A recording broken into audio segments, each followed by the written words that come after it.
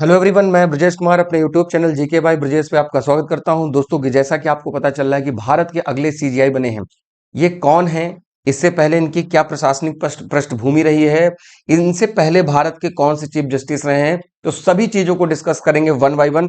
तो तैयार हो जाइए अगले इंफॉर्मेशन के लिए, क्योंकि देखिए ये एक ऐसा टॉपिक है आपके हर एक एग्जाम में पूछा जाएगा, चाहे वो यूपीएससी का हो फिर या फिर आपका वनडे एग्जाम हो, चाहे किसी भी स्टेट पीसीएस का हो या एसएससी वगैरह का हो, रेलवे हो, सभी जगहों पे ये पूछा जाएगा कि भाई अगले चीफ जस्टिस कौन हैं या कौन बन चुके होंगे जब तक पेपर हुआ होगा, किस नंबर के हैं वो बताना रहेगा, नाम बताना रहेगा, इनके संबंधित जो जो भी आर्टिकल हैं सभी चीजों के बारे में हम डिस्कस करने वाले हैं। और हमारे टेलीग्राम ग्रुप पे ज्वाइन कर लीजिए, जहां पर सारी क्लास की मैं लिंक और साथ में जो इन्फॉर्मेशन अपडेट होते हैं करंट अफेयर की वो भी हम आपको बताते हैं। तो टेलीग्राम ग्रुप आप सर्च कर लीजिएगा जीके बाय ब्रजेश सर, इस नाम से जब आप सर्च करेंगे तो आपको टेलीग्राम पर चैनल मिलेगा, जिसमें लगभग 760 प्लस लोग जुड़ चुके हैं। तो आप भी जुड़िए और वहां पर तमाम चीजों की इंफॉर्मेशन आपको हम भेजते रहते हैं। ठीक है, चलिए फिर शुरू करते हैं कि भाई भारत के जो नए चीफ जस्टिस हैं वो कौन है, इनके बारे में डिस्कस करते हैं। तो देखिए क्या नाम है भाई इनका, सूर्यकांत नाम है। पहली बात क्या है, जस्टिस सूर्यकांत, जो पूरा नाम पढ़ा जाएगा जस्टिस सूर्यकांत। कितने नंबर के होंगे, 53rd नंबर। तो आपका एक पॉइंट ये क्लियर हुआ कि इनका नाम क्या है। दूसरा, किस नंबर के हैं, 53rd। तो इसका मतलब है कि जो जस्टिस पी आर गवाई साहब हैं जो प्रेजेंट टाइम में हैं, ये कौन से नंबर के हैं, ये 52 नंबर के चल रहे हैं। और ये आगे जब ओथ ले लेंगे तो ये 53rd नंबर के हो जाएंगे। ठीक है, तो बात करते हैं इनके बारे में। तो 53rd नंबर के मुख्य न्यायाधीश हैं सूर्यकांत, और इनके बारे में तमाम न्यूज चैनल, चाहे वो कह सकते हो एनडीटीवी हो, आज तक हो, एबीपी हो, मतलब बहुत सारे, ठीक है, तो वन इंडिया, सभी जगहों से चीजें हमें इंफॉर्मेशन मिली, तो हमने आपके बीच में ये पॉइंट रखा। तो यहाँ पर देखिए मैं अलग अलग न्यूज प्लेटफॉर्म से मैंने न्यूज को लिया है, जिससे कि आपको पता चल सके कि हाँ भाई चीजें जो हैं हमको किस तरीके से पढ़नी है, एग्जाम में कौन सी चीजें बहुत जरूरी हैं। तो बात करते हैं सुप्रीम में वर्तमान में दूसरे सबसे वरिष्ठ न्यायाधीश जस्टिस सूर्यकांत को निवृत्त होने से पहले भारत के मुख्य न्यायाधीश बी आर गवई ने अपने उत्तराधिकारी के रूप में सिफारिश करी है। देखिए होता क्या है, सीनियोरिटी चलती है, बाकी कोलेजियम चलता है ना, कोलेजियम वगैरह से के थ्रू होता है, जिसमें 5 लोग होते हैं, एक चीफ जस्टिस प्लस 4 अन्य लोग। तो ये रिकमेंड करते हैं और फिर ये लोग मिलकर निर्णय लेते हैं, और उसमें जो सीनियर होते हैं मोस्टली वही बनते हैं। क्लियर, तो ये क्या है, दूसरे वरिष्ठ है। ऑब्वियस सी बात है, पहले पे तो इस समय के जस्टिस बी आर गवई साहब होंगे, और देन सेकंड आएगा जस्टिस सूर्यकांत जी का नाम। ठीक है, तो इनके बारे में बात करते हैं। केंद्र सरकार ने औपचारिक रूप से सिफारिश भेजी जा चुकी है, जिससे उनके भारत के 53rd नंबर के मुख्य न्यायाधीश बनने का मार्ग प्रशस्त हुआ है। 24 नवंबर से 2025 से इनका कार्यकाल होगा, जो मुख्य न्यायाधीश की 23 नवंबर से रिटायर्ड होने के बाद अगले दिन से होगा। यानी ये भी डेट याद रखिएगा, जस्टिस बी आर गवाई साहब जो हैं, जो present time working chief justice of India हैं, वो 52nd नंबर के जो हैं, वो 23 नवंबर से अपना उनका रिटायरमेंट होगा, और 24 नवंबर से ये ओथ वगैरह लेकर फिर ये बन जाएंगे। ठीक है, तो देखते हैं भाई क्या नियुक्ति प्रक्रिया है, क्या कॉन्स्टिट्यूशनल प्रोविजंस हैं, प्रोसीजर्स हैं, सबके बारे में डिस्कस करेंगे, है ना। तो प्रक्रिया ज्ञापन के अकॉर्डिंग यहां पर मेमोरेंडम ऑफ प्रोसीजर बोलते हैं। तो सुप्रीम कोर्ट के वरिष्ठ न्यायाधीश को यदि वे उपयुक्त माने जाएं तो भारत का मुख्य न्यायाधीश नियुक्त किया जाता है। जैसे होता ना कि भाई या तो वो हाई कोर्ट में क्या किए हों कि भाई जज रहे हों, और या सुप्रीम कोर्ट में मतलब चीफ वकालत की हो, तो इस तरीके से कुछ प्रोविजंस हैं जो 10 साल 5 साल अलग अलग जगह भी आगे प्रोविजन आएगा। तो उसी को मतलब जो उनकी प्रॉपर्टी, नॉट प्रॉपर्टी, मतलब क्वालिटीज हैं या उनकी क्वालिफिकेशंस हैं, उसके अकॉर्डिंग बनते हैं। केंद्रीय विधि मंत्री आमतौर पर वर्तमान मुख्य न्यायाधीश से पहले सेवानिवृत्त से लगभग 1 महीना पहले उत्तराधिकारी का मांग मांगते हैं। तो जो नाम मांगा गया है, तो इसकी सिफारिश लंबे समय से चली आ रही परंपरा के अनुरूप है। यानी जो भी चीफ जस्टिस रिटायर होते हैं लगभग 1 महीना पहले वो क्या करते हैं, दे देते हैं। ठीक है, तो जस्टिस सूर्यकांत अगले सीजीआई हैं। तो जैसे कि मैंने बताया कि अलग अलग प्लेटफॉर्म से इसको लिया गया है, तो आप बिल्कुल तैयार कर लीजिए, ये टॉपिक आपके हर एग्जाम में आएगा। तो बात करते हैं कि इनकी न्यायिक यात्रा और पृष्ठभूमि कैसी रही, कहाँ एजुकेशन, क्या जन्म, ये सब चीज। तो इनका जन्म 10 फरवरी 1962 को हरियाणा के हिसार जिले में हुआ, और इनकी विधिक प्रैक्टिस पंजाब और हरियाणा के कहाँ हुई, हाई कोर्ट में हुई। ठीक है, पंजाब हरियाणा का कॉमन लगता है।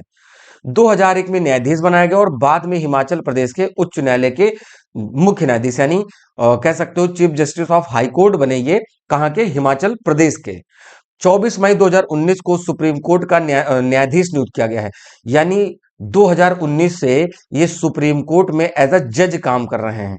क्योंकि देखिए सब मतलब 35 जज हैं इनको मिलाकर, किनको, चीफ जस्टिस ऑफ इंडिया को मिलाकर, ठीक है। तो पहले 34 थे, आई थिंक अपडेट हुए हैं, क्लियर। तो 24 नवंबर 2025 से 9 फरवरी 27 तक मुख्य न्यायाधीश, देखिए इनका लंबा कार्यकाल होने वाला है, लगभग लगभग कह सकते हो कि 1.5 साल से ज्यादा रहेगा इनका कार्यकाल, है ना। तो लंबे समय तक रहेंगे, क्यों? क्योंकि भाई मुझे याद है लगभग 16 मई से लेकर 23 नवंबर 2025 इसी के बीच में जस्टिस बी आर गवाई साहब ने काम किया, है ना। तो ये इसी समय के लिए रहे, लेकिन इनका लंबा समय है, ठीक है। तो इनका क्या योगदान रहा है? तो जस्टिस सूर्यकांत ने कई राष्ट्रीय महत्व के ऐतिहासिक फैसलों में योगदान दिया। औपनिवेशिक काल के देशद्रोह कानून, जिसमें आईपीसी की धारा 124 ए को निलंबित करने में इन्होंने भूमिका निभाई है, कि जो देशद्रोह का कानून लगता था। निर्वाचन आयोग को मतदाता सूची में पारदर्शिता सुनिश्चित करने के लिए निर्देश दिया गया। और अभी आप देख रहे हो कि जैसा कि बिहार इलेक्शन हुआ पहले फेज का, यानी 6 नवंबर को, उसमें से एक व्यक्ति दिल्ली में वोट दिया था, दिल्ली विधानसभा में, वही व्यक्ति बिहार में, और ये सब मतलब एक पार्टी विशेष से हैं, सत्ताधारी पार्टी से हैं। तो मतलब अब इस पे क्या एक्शन लिया जा सकता है तो भाई इलेक्शन कमीशन जाने, बट हम लोग के पास जो डोमेन में, पब्लिक डोमेन में इंफॉर्मेशन है कि दोनों जगहों पर इसने वोट कास्ट किया, ठीक है। तो कैसे पॉसिबल है ये तो फिर ये इलेक्शन कमीशन ही बताएगा। बार एसोसिएशन में लैंगिक समानता और महिला प्रतिनिधित्व की वकालत की, यानी जो मेल और फीमेल लॉयर हैं या एडवोकेट है, इनकी यहाँ पर प्रतिनिधित्व की बात करी है। पेगासस स्पाईवेयर जांच मामले की पीठ के हिस्सा रहे। जैसे पेगासस वायरस जो सुनने में आया होगा, कि जो भी फेमस पर्सनालिटी उनके मोबाइल में ये डाला गया सॉफ्टवेयर, जिससे कि उनकी कॉल, उनकी रिकॉर्डिंग, उनके जो भी चीजें हैं उनको ट्रैक किया जा सके, है ना। तो पेगासस की बात इसमें ये काम किए। प्रधानमंत्री की पंजाब सुरक्षा चूक के मामले में भी न्यायाधीश रहे, ठीक है। सूर्यकांत, मतलब कब जब पंजाब में ये प्रधानमंत्री मोदी गए थे तो उसमें सिक्योरिटी में कुछ चूक हुई थी, है ना। वो पुल उल पे कुछ किसान आ गए थे, उसी में इनकी ये रुकी हुई थी, तो उसी में इनको जस्टिस बनाया गया था। वन रैंक वन पेंशन के मामले में योगदान दिया। अभी आपको पता है कि हमारे जो सेना के जवान हैं, तो ये जब रिटायर होते हैं एक ही रैंक से, तो वन मतलब एक रैंक पे तो एक पेंशन मिलनी चाहिए, बट सबकी अलग अलग है, ठीक है। तो उस पर इन्होंने यहाँ पर महत्वपूर्ण भूमिका निभाई है। अगला है, तो देखो भाई इनके लिए जो एग्जामिनेशन बेस्ड तथ्य हैं उन पे हम बात कर लेते हैं, जो आपके एग्जाम में पूछे जाने हैं, कि भाई ये 53rd नंबर के मुख्य न्यायाधीश होंगे। 23 नवंबर को बी आर गवाई साहब रिटायर्ड होंगे, और 24 नवंबर से इनका कार्यकाल 2025 से शुरू होगा, और फरवरी 2027 तक चलेगा कार्यकाल। तो मोस्ट प्रोबली कह सकते हो कि बहुत ज्यादा 1.5 साल भी नहीं कहेंगे, नवंबर दिसंबर जनवरी फरवरी, लगभग 1 साल 4 महीने का कार्यकाल इनका रहने वाला है। तो देखो भाई इनका कार्यकाल यहां पर मैंने बता दिया, लगभग लगभग 15 महीने, ठीक है। 18 महीने का भाई, तो ये 1.5 साल हो जाएगा ना। 10 फरवरी 1962 को हिसार में, हरियाणा में जन्म हुआ। 24 मई 19 को सुप्रीम कोर्ट में ये नियुक्त करे गए हैं। तो ये सब इनके बारे में फैक्ट है, जब आपके एग्जाम में आएगा तो आप इसको नोट कर लीजिएगा, ये सब पूछा जाएगा, है ना। सुप्रीम कोर्ट में पदोन्नति से पहले हिमाचल प्रदेश उच्च न्यायालय के मुख्य न्यायाधीश रहे हैं। तो ये क्या है, हिमाचल प्रदेश के मुख्य न्यायाधीश रहे। मैंने बताया था जन्म हरियाणा में हुआ है। तो कोई भी व्यक्ति जन्म कहीं भी लिया हो, वो किसी भी हाई कोर्ट का चीफ जस्टिस बन सकता है, अगर उसने जो भी मतलब कह सकते हो कि एलिजिबिलिटी क्राइटेरिया अगर उसको फॉलो करते हैं, देन वो बन सकते हैं ना। अब देखो क्या है कि भाई जो अलग अलग एग्जाम के लिए तथ्य हैं, कि भारत के पहले मुख्य न्यायाधीश एच जे कानिया, मतलब ये भारतीय थे। सबसे लंबे समय तक सेवा देने वाले जस्टिस वाई बी चंद्रचूड़ हैं। कंफ्यूज मत होना, इनके बेटे भी डी वाई चंद्रचूड़ थे। वो क्या थे? तो डी वाई चंद्रचूड़ जो हैं वो इनके बेटे हैं, यानी ये ऐसे पिता पुत्र हैं जो दोनों ही सुप्रीम कोर्ट के चीफ जस्टिस बने हैं, चीफ जस्टिस ऑफ इंडिया रहे हैं। तो ये वी वाई चंद्र 78 से 85 तक, मतलब 5 2 लगभग लगभग 7 साल की सेवा में ये रहे हैं, ठीक। जस्टिस सूर्यकांत के पहले मुख्य न्यायाधीश, अभी जो प्रेजेंट टाइम में जस्टिस बी आर गवाई हैं, तो ये 23 नवंबर को बदल जाएंगे, ठीक है, मतलब रिटायर हो जाएंगे। तो जस्ट अब यहां पर देखो ये पॉइंट और देखते हैं। सुप्रीम कोर्ट में कुल अधिकतम शक्ति जो है, यानी 34 है, सॉरी माफ करिएगा, मैंने अभी 35 बता दिया था, तो 34 है, ठीक है। तो ये पॉइंट याद रखना, 34 मुख्य न्यायाधीश, सॉरी मुख्य न्यायाधीश एक ही है, न्यायाधीश और मुख्य न्यायाधीश को मिला के 34 होते हैं। इसमें 124 आर्टिकल दिया हुआ है। सुप्रीम कोर्ट का न्यायाधीश का कार्यकाल 65 वर्ष की आयु तक होता है, तो 65 वर्ष की आयु के बाद वो रिटायर्ड हो जाते हैं। इनकी विशेषता है कि भाई कॉन्स्टिट्यूशनल एंड एडमिनिस्ट्रेटिव लॉ में इनकी विशेषज्ञता है। गृह राज्य मतलब जो होम इनका स्टेट है वो हरियाणा है, ठीक है। हरियाणा आपको पता है, दिल्ली पंजाब राजस्थान, है ना, ये उत्तर प्रदेश से लगा हुआ एक राज्य है। तो ये पूरी इंफॉर्मेशन थी जस्टिस के बारे में, जो नए चीफ जस्टिस ऑफ इंडिया होंगे। अब कुछ अन्य अपॉइंटमेंट देख लेते हैं जो एग्जाम में पूछा जाएगा। ये चेहरा बहुत अच्छे से याद रखिएगा, लगभग लगभग हर एग्जाम में ये पूछा जाने वाला। आप कहोगे सर ऐसे कौन से इंपॉर्टेंट पर्सनालिटीज हैं, तो इनका नाम है जोहरान ममदानी, है ना। इंडियन ओरिजिन के हैं, पहली बात, इंडिया में जन्म नहीं हुआ, लेकिन इनके पिता अफ्रीका के किसी कंट्री में थे, फिर बाद में ये पहुंचे अमेरिका। और तो चूंकि इनके पिताजी बिलोंग करते हैं तो ये इंडियन ओरिजिन के ही माने जाते हैं। न्यूयॉर्क सिटी में पहले मुस्लिम और 100 वर्षों में सबसे युवा मेयर बनकर समावेशी राजनीतिक एक नए युग की शुरुआत करी। सोचिए कि ट्रंप की गवर्नमेंट होते हुए भी एक मतलब निर्दलीय लड़ा था, लेकिन ट्रंप का सपोर्ट था, तो ट्रंप का सपोर्ट होते हुए उस व्यक्ति को हराना इनके लिए बड़ी गर्व की बात है।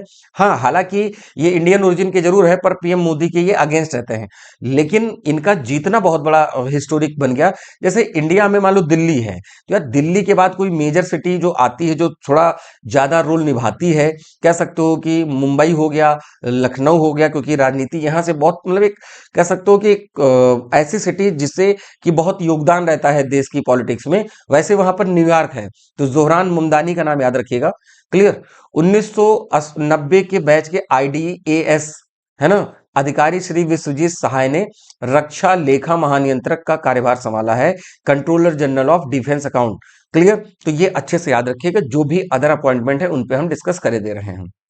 1994 के आईएएस अधिकारी श्री संजय गर्ग ने भारतीय मानक ब्यूरो, जो BIS, bureau of Indian standard बोलते हैं, इसके डायरेक्टर जनरल के रूप में ये क्या हुए हैं, पदभार संभाला है। तो क्योंकि ये अपॉइंटमेंट इंपॉर्टेंट है, तो आपको सारे अपॉइंटमेंट याद कर लेने में और भी अपॉइंटमेंट बता दे रहा हूं। राजकुमार अरोड़ा ने रक्षा सेवाओं में वित्तीय सलाहकार का पद संभाला। इनमें 3 दशक का मतलब इनके पास अनुभव है।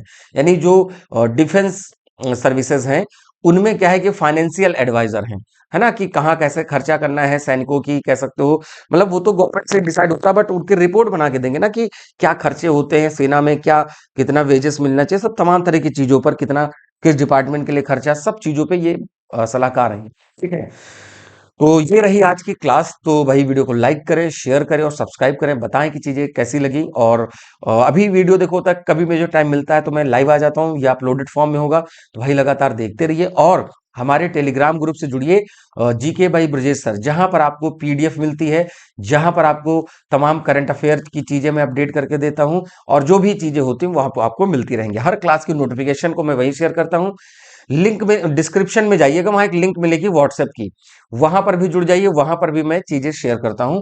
तो व्हाट्सएप की लिंक है, मान लीजिए टेलीग्राम चैनल कोई स्ट्राइक आती है, कोई डिलीट होता है, कोई लीक होता है, तो उस कंडीशन में व्हाट्सएप पे आप एक्टिव रहेंगे, तो वहां पर आपको भी चीजें मिलती रहेंगी। ठीक है। कोई डाउट होगा तो बिल्कुल आप कमेंट ड्रॉप कर दीजिएगा, और कमेंट करके बता सकते हैं भाई कि कौन सा टॉपिक पे आपको अगला वीडियो चाहिए। Then I will make separate video on the particular topic. तो आप सजेस्ट करें, बताएं, और उसी के हिसाब से हम लोग चीजें कंटिन्यू करते रहेंगे।